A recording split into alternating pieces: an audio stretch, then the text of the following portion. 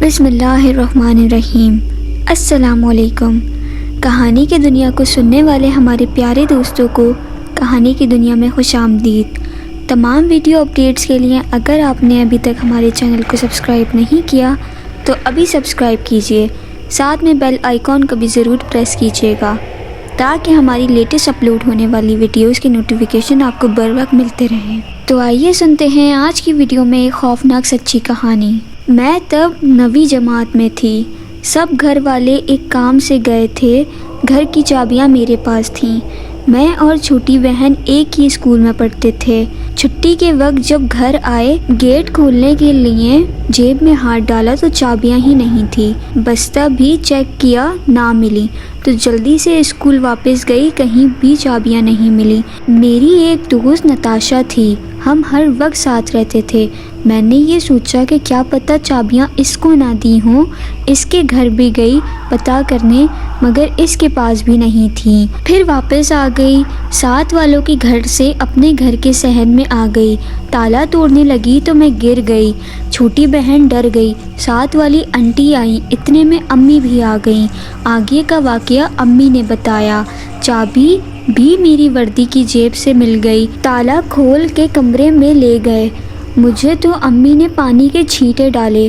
ہوش آیا تو آنکھوں میں سیاہ حصہ ہی نہیں تھا، ساری آنکھیں سفید ہو گئی تھیں اور میں سب کو برا بھلا کہہ رہی تھی۔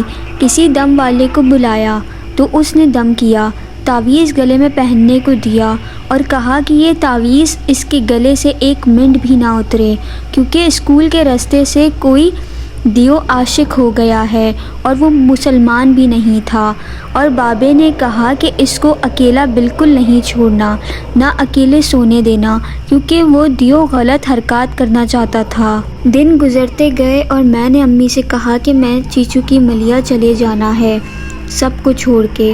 امی بہت پریشان تھی، خالہ کو بلا لیا۔ اب یہ چیچو کی ملیا ہم نے بھی کبھی نہیں سنا تھا، لیکن یہ شیخو پورہ کا ایک علاقہ ہے۔ میرے جانے کے الفاظ سن کر سب بہت ڈر گئے کہ کہیں وہ دیو مجھے کہیں لے نہ جائے۔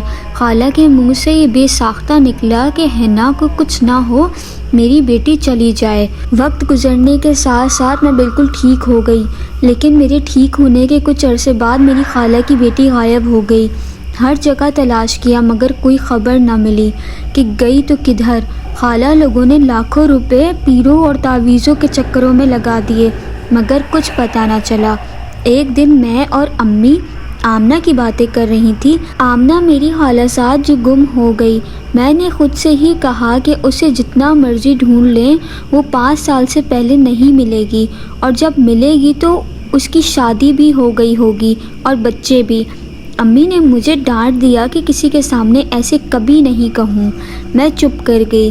وقت گزرتا گیا اور خالہ بیچاری بیمار رہنے لگی۔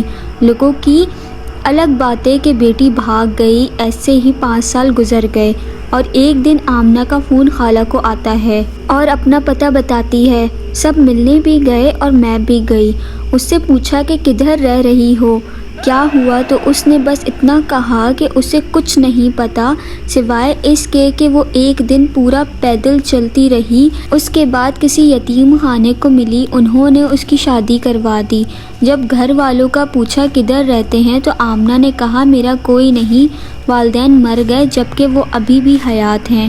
آمنہ ہمیں ٹھیک 5 سال بعد ملی، شادی شدہ بھی تھی اور 3 بچوں کی ماں بھی۔